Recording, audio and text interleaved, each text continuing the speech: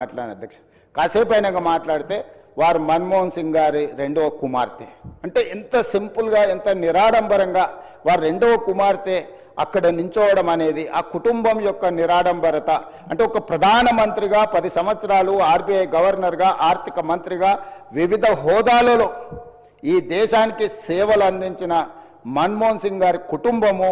అంత నిరాడంబరత ప్రదర్శించి అంత సామాన్యులు అక్కడికి వచ్చిన వారి అభిమానులు వారి శ్రేయోభిలాషుల మధ్యలో నించొని వారి నివాళులు అర్పించే కార్యక్రమంలో పాల్గొన్నారంటే వారు ఒక గొప్ప విలువలతో వాళ్ళ పిల్లలని వాళ్ళ కుటుంబాన్ని ముందుకు నడిపించిండు వాళ్ళ కుటుంబానికే కాదు అధ్యక్ష ఈరోజు ఈ దేశ యువకులకు అందరికీ కూడా డాక్టర్ మన్మోహన్ సింగ్ గారు ఆదర్శము వారి ఆదర్శాలను తీసుకొని వారి మేధోశక్తిని మన యువత అందిపుచ్చుకొని వారు ఇచ్చిన అవకాశాలను మనం ఈరోజు ప్రపంచానికి సేవలను అందించే ప్రపంచాన్నే శాసించే స్థాయికి ఈరోజు మన దేశం ఆర్థికంగా నిలబడ్డది అధ్యక్ష ఆర్థికంగా రాజకీయంగా సాంకేతికంగా ఈరోజు అన్ని రకాలుగా ఈ దేశం బలపడ్డది ఈ దేశం ప్రపంచంతో పోటీ పడుతున్నదంటే డాక్టర్ మన్మోహన్ సింగ్ గారి సేవలు ఎన్నో ఈ దేశానికి ఉపయోగపడ్డాయి అధ్యక్ష అలాంటి గొప్ప నాయకుడిని కోల్పోయిన సందర్భంగా ఈరోజు తెలంగాణ శాసనసభ తమరి నాయకత్వంలో ఒకరోజు సమావేశాలను ఏర్పాటు చేసి రాజకీయాలకు అతీతంగా ఎన్ని విషయాలలో మనకు భిన్న అభిప్రాయాలు ఉన్నా ఈ దేశంలో ఉండే 140 కోట్ల ప్రజలకు అన్ని రాజకీయ పార్టీలు అన్ని సంఘాలు ఆర్ఎస్ఎస్ నుంచి ఆర్ఎస్యు వరకు కమ్యూనిస్టుల నుంచి ఈరోజు మిగతా రాజకీయ పార్టీల వరకు ఎవరిని తీసుకున్నా ఈరోజు మన్మోహన్ సింగ్ గారి పట్ల ఏకాభిప్రాయమే వ్యక్తం చేయాల్సిన సందర్భం అధ్యక్ష అందుకే మీ అందరి తరఫున సభలో అందరి సభ్యుల సంపూర్ణ సహకారంతో డాక్టర్ మన్మోహన్ సింగ్ గారికి భారతరత్న ఇచ్చి వారి గౌరవాన్ని ఏ పదవులైనా ఏ హోదాలైనా వాటికే వన్నె తీసుకొచ్చిన మన్మోహన్ సింగ్ గారు అందుకే ఈరోజు వారికి భారతరత్న ఇవ్వాలని తమరి ముందు ఈ సభలో సభ్యులందరి ఆమోదం కోరుతూ ఈ తీర్మానాన్ని ప్రవేశపెట్టిన ఇదే కాకుండా ఆర్థికవేత్తగా ఆర్థిక విధానాలను ముందుకు తీసుకొచ్చిన డాక్టర్ మన్మోహన్ సింగ్ గారి విగ్రహం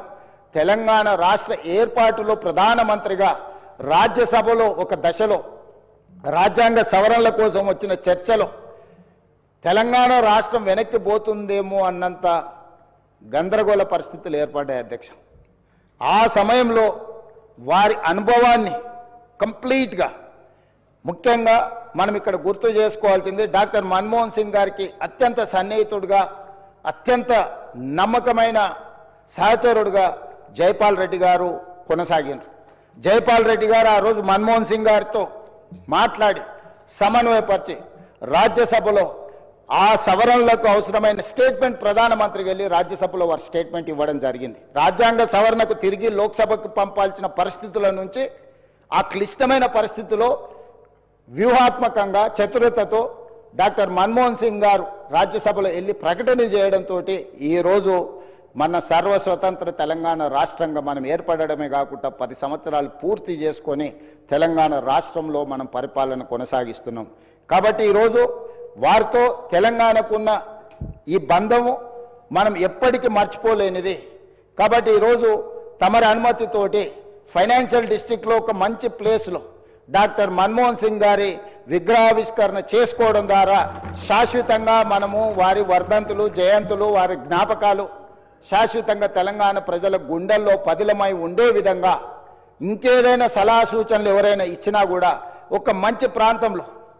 మాజీ ప్రధానమంత్రి డాక్టర్ మన్మోహన్ సింగ్ గారి విగ్రహాన్ని ప్రజలందరూ గుర్తుపెట్టుకునే విధంగా ప్రజలందరూ వారిని స్ఫూర్తి తీసుకునే విధంగా ఎక్కువగా ప్రజలు ఎక్కడైతే మమేకమవుతుంటారో కలుస్తుంటారో ఆ ప్రాంతంలో డాక్టర్ మన్మోహన్ సింగ్ గారి విగ్రహం ఉంటే మనందరికీ స్ఫూర్తి నింపిన వాడవుతారు కాబట్టి ఈ సభలో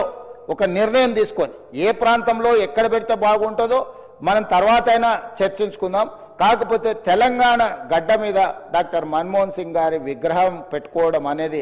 సముచితమైన నిర్ణయం అని నేను భావిస్తున్నా దానికి కూడా ఈ సభ ద్వారా ఆమోదం తెలపాల్సిందిగా